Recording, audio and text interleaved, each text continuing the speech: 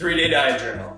Journal everything you consume today and save it in the notes on your phone. You will then copy and paste your 3-day diet journal into fitlog once you've completed all 3 days. Record how much water or other drinks you've consumed, any sauces you've used, supplements taken, medication taken, etc. Basically, anything that enters your body should be inputted into your fitlog for your 3-day diet journal. You're probably wondering why. The 3-day diet journal will help determine your intake, where the intake questionnaire will also help determine your output. To manage weight, you must have control over energy intake and energy output. Gaining weight happens when you're in a calorie surplus, meaning you're taking in more calories than you're using.